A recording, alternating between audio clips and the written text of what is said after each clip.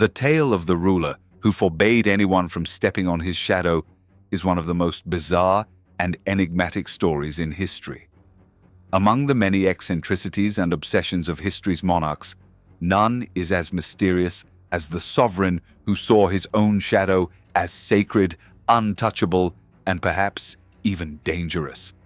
His decree was absolute. Anyone who dared to let their foot touch the dark reflection cast by his body was to face the most severe punishment. The origins of this strange obsession remain unclear, but the legends surrounding it paint a picture of a ruler whose fear and paranoia shaped his reign in ways that defied logic.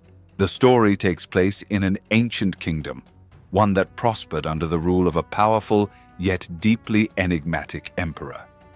From the outside, his reign seemed strong and unshakable, but within the palace walls, a strange atmosphere lingered. Those who served the emperor quickly learned to obey a peculiar command. His shadow was never to be touched, crossed, or disturbed. It did not matter whether the shadow was cast upon the golden palace floors, the grand gardens, or the barren desert sands. It was sacred, an extension of his very being, and anyone who disrespected it was met with swift and merciless consequences.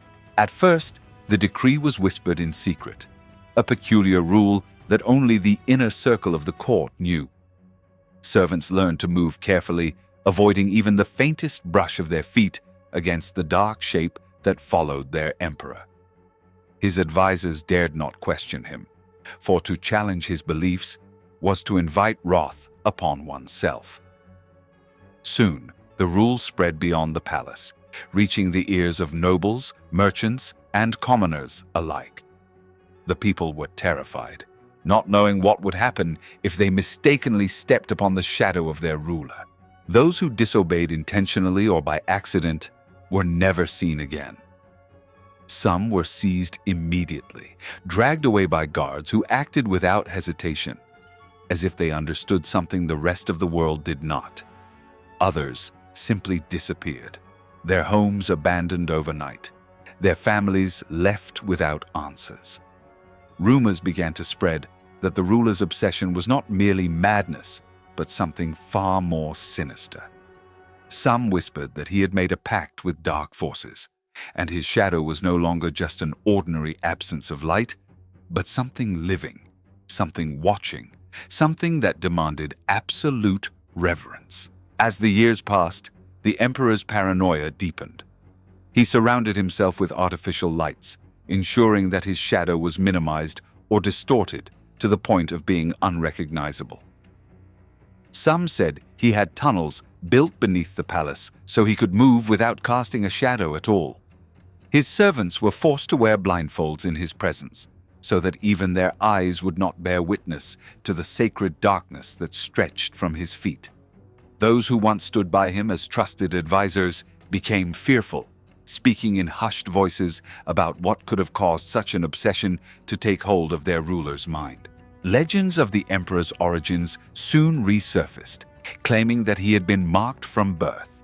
Some said he was born during an eclipse, when the world was shrouded in an unnatural darkness, a sign that he was touched by forces beyond human understanding. Others claimed that in his youth he had encountered a wandering mystic who warned him that his own shadow would one day betray him. Whether this was a prophecy, a curse, or simply the ramblings of a madman, no one could say. But the emperor took it to heart, and from that moment forward, he lived in constant fear of his own reflection. Despite his precautions, his paranoia only grew.